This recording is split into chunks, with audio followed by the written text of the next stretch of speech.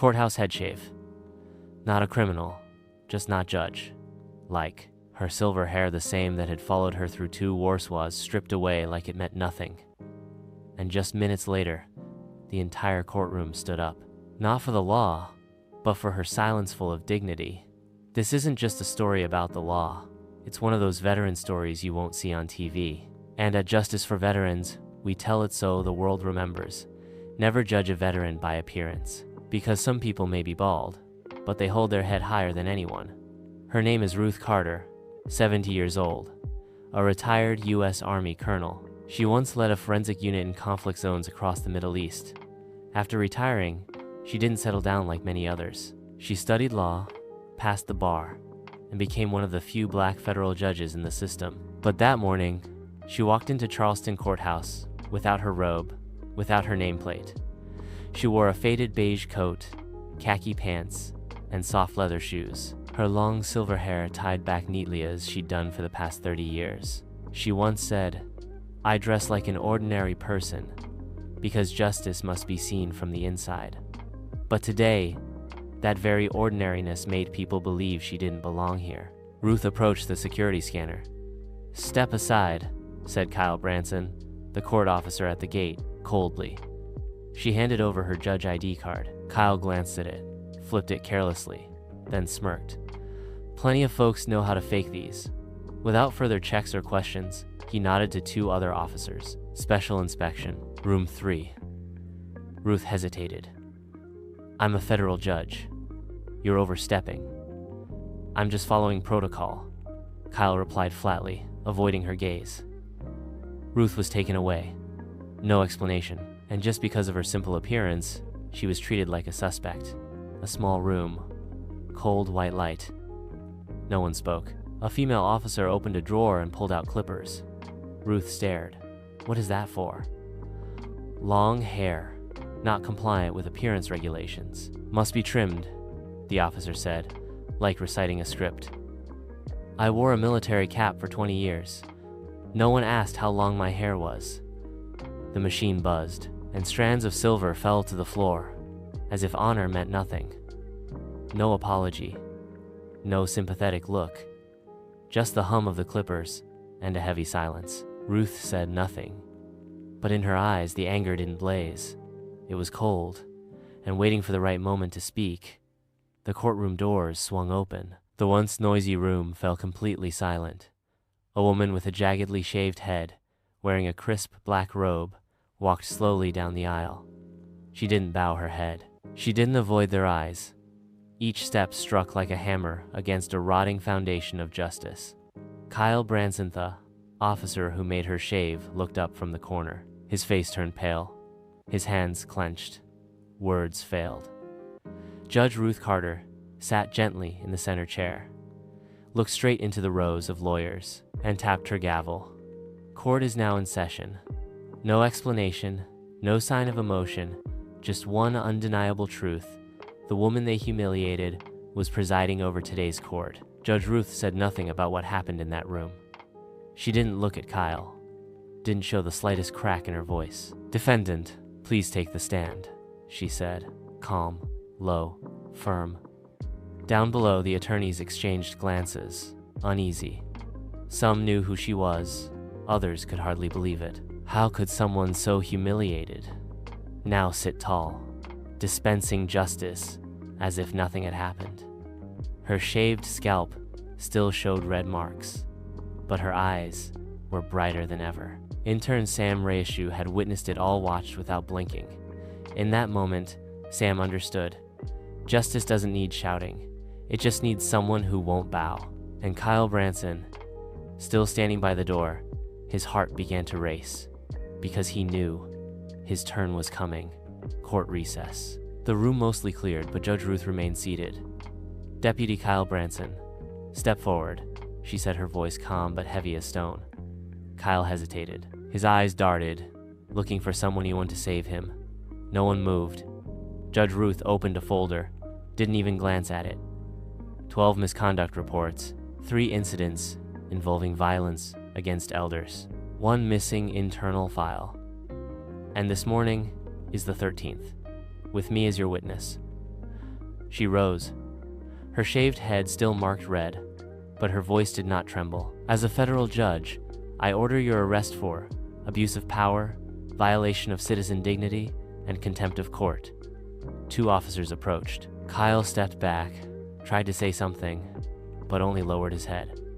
Silent. And for the first time, he knew what it felt like to be misjudged because he thought he had power. After Kyle was escorted out, the tension still lingered. In the last row, intern Sam Reyes clutched her notebook tightly. Her hands trembled. Her eyes darted away, but her heartbeat followed a new rhythm. Conscience. Ruth sat in silence, but her eyes quietly met Sam's, not demanding, just waiting. A minute passed, then Sam stood up. "Your Honor," her voice cracked. I witnessed what happened this morning. I stood there, but I didn't say a word." The courtroom held its breath. No scoffs, no judgment. Judge Ruth simply nodded. Courage isn't the absence of fear. Courage is standing up, even after staying silent too long.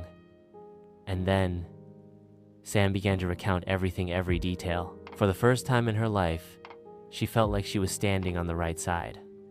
After Sam's testimony, it felt like chains had been lifted off the room. The silence gave way to something more important: the truth. A middle-aged black man stepped up to the witness stand. His name was Marcus Hilla, grade school teacher, father of a 14-year-old boy. 3 months ago, my son's jaw was shattered during a peaceful protest. The police said he was causing trouble, but the boy didn't even carry a sign. He held up a photo of the child's face wrapped in bandages, eyes full of terror. The room held its breath. I filed complaints everywhere. No one responded. But today, I only want one thing: to be heard. Ruth looked at him, her eyes gently moist. "You've just been heard, Mr. Hill, and I promise you this time, justice won't look away." After the testimony, Judge Ruth quietly stepped into her chambers behind the bench. A mirror hung on the wall.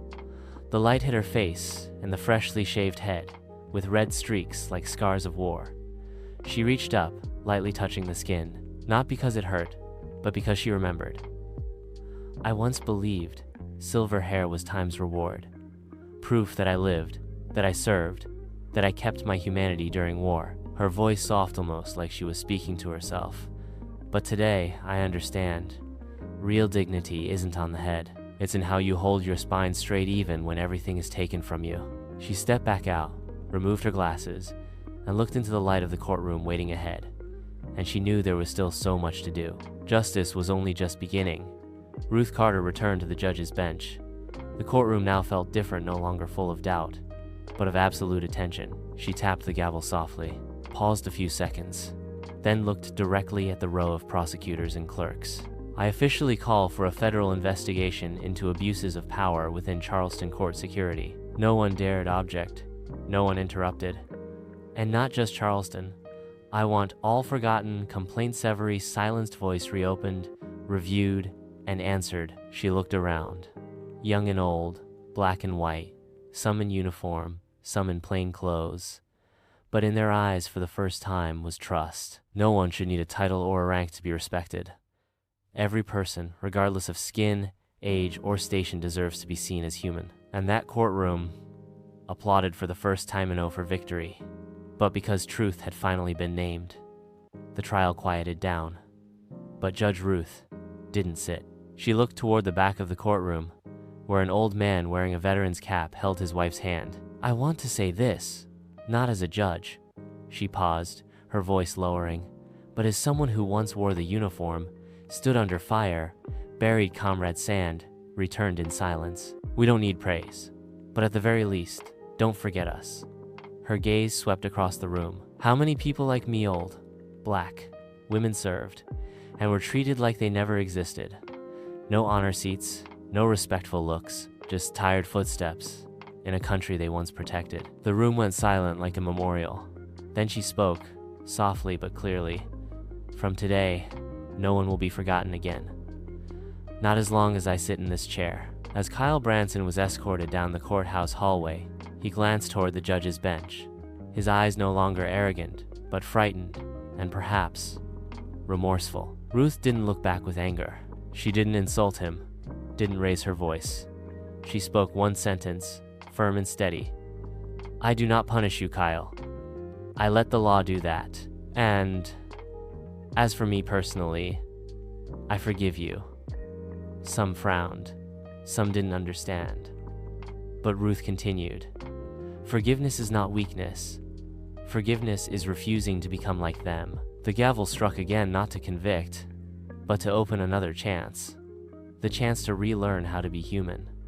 And, in that very moment, many in the courtroom finally understood. Justice is not only about punishment, it is also about transformation if we are brave enough to forgive. The trial ended. People left quietly, not out of indifference, but reflection. In the front row, Sam Reyes still sat. In her hands, the testimony folder, and her eyes followed the bald judge walking off the bench. Judge Ruth paused at the door. She didn't turn around, just spoke softly. Don't let today be the last time you stand up. Sam nodded, tears brimming not of fear, but awakening. The courtroom returned to silence. The judge's seat was empty, but in that space lingered something greater than law. Integrity, courage, and the belief that justice doesn't live in a book but in how people choose to stand for what's right. That fire had been passed on, and it would not go out. Not everyone in uniform is welcomed home. Not everyone who stays silent is weak. Ruth Cotta had once stood on battlefields, but her greatest war took place in a silent courtroom. There, she didn't carry a weapon. She carried memories, dignity, and a shaved head like a wound from the system itself. She didn't need apologies. She only needed one thing: that justice not be blinded by prejudice. If you've ever surveyed or have a loved one who wore the uniform, who was forgotten, who was disrespected, leave a comment. I still stand. Because at Justice for Veterans, we don't tell stories for sympathy. We tell them to remind the world. Those who once sacrificed for freedom deserve to live with respect, not just on holidays, but every single day.